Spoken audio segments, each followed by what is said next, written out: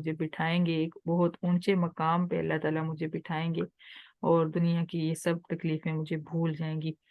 قال الکافرون ان ھذا لساحر مبین، کافروں نے جب یہ وحی سنی اور یہ پیغام سنا تو انہوں نے کہا یہ شخص کھلم کھلا جادوگر ہے، یعنی اس کی بات میں اتنی تاثیر ہے، اس کی اس کے طور اتوار میں اتنی تاثیر ہے کہ لوگ اس کے سحر میں مبتلا ہو جاتے ہیں، جو اس کو دیکھتا ہے وہ اس کے سحر میں مبتلا ہو جاتا ہے، جو اس سے بات کرتا ہے وہ اس کی باتوں میں آ جاتا ہے، گویا کہ یہ جادو کر دیتا ہے کسی پہ۔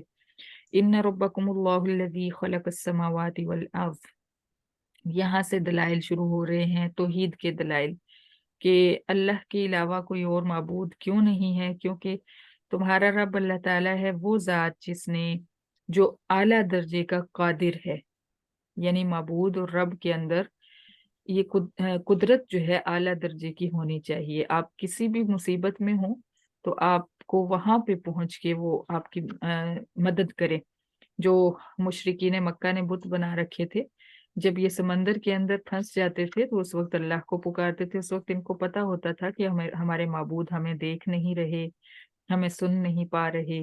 تو معبود تو وہ ہونا چاہیے جو اعلیٰ درجے کا قادر ہو، یعنی ہر چیز اس کے اختیار میں ہو۔ تو تمہارا رب اللہ تعالیٰ وہ ذات ہے جس نے آسمانوں اور زمینوں کی تخلیق فرمائی ہے، اور فی ستت ایام، اتنا بڑا سسٹم صرف 6 دن میں اس نے بنایا۔ ثم استوى علی العرش، پھر وہ عرش پر جلوہ فرما ہوا، قائم ہوا، اور یدبر الامر، وہ اعلیٰ درجے کا مدبر ہے، اعلیٰ درجے کی حکمت کا مالک ہے کہ وہ خود سارے کاموں کی تدبیر فرماتا ہے۔ سبحان اللہ، آپ کی زندگی کے اندر بہت سارے ایسے کام ہوتے ہیں کہ آپ حیران رہ جاتے ہیں۔ کبھی آپ نے زندگی کے ایک موڑ پہ کوئی چیز مانگی ہوتی ہے لیکن آپ کو اس وقت وہ نہیں ملتی، اور پھر جب مناسب وقت آتا ہے تو وہ مل جاتی ہے، تو آپ سوچتے ہیں کہ یہ تو واقعی اللہ تعالیٰ نے میرے حق میں بہت اچھا فیصلہ فرمایا تھا۔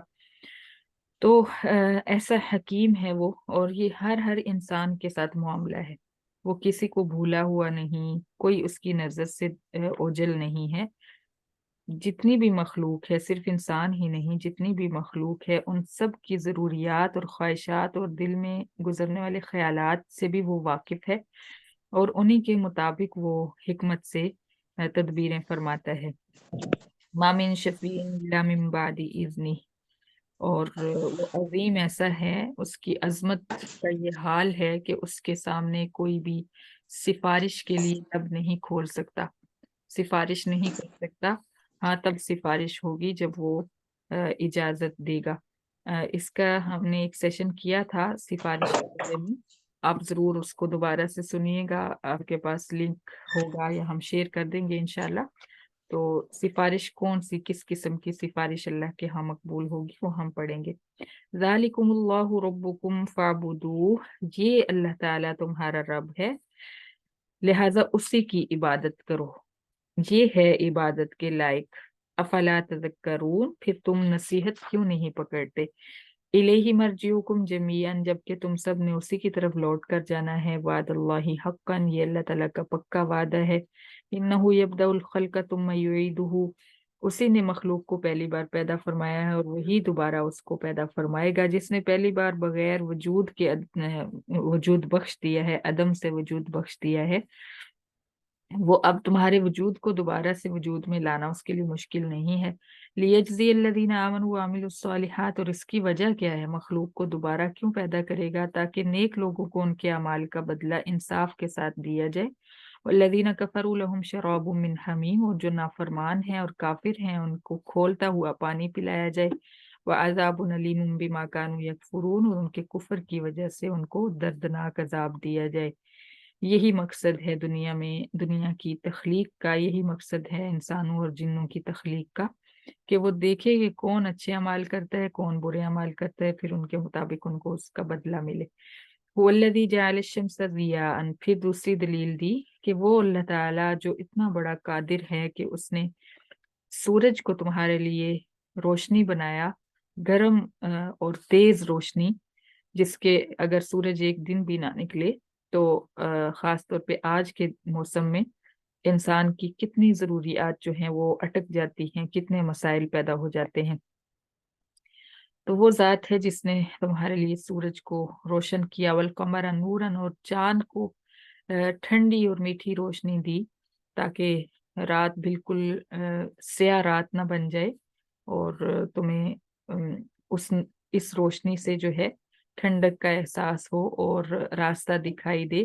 وقدرہ منازل، اور چاند کے اور بہت سارے جو ہیں کام ہیں جن میں سے اللہ تعالیٰ نے اس کی منازل 28 منازل جو ہیں مقرر فرمائی ہیں تاکہ تم لِتَعْلَمُوا عَدَدَ السِّنِينَ وَالْحِسَابَ، اس سے سالوں کی گنتی معلوم کر سکو اور حساب کتاب کر سکو۔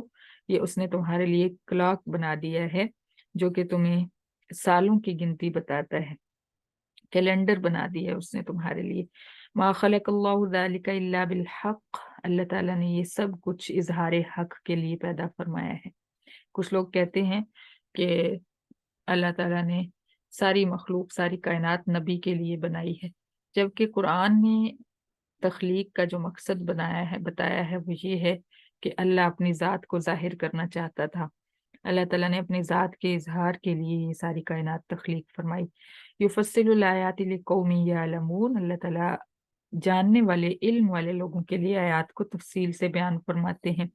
ان فی اختلاف اللیل والنہار وما خلق اللہ فی السماوات والارض، دن اور رات کے عدل بدل میں اور آسمانوں اور زمینوں کی تخلیق میں بھی ان لوگوں کے لیے آیات ہیں، دلائل ہیں، دلائل توحید ہیں جو اللہ تعالیٰ سے ڈرتے ہیں۔ ان الذین لا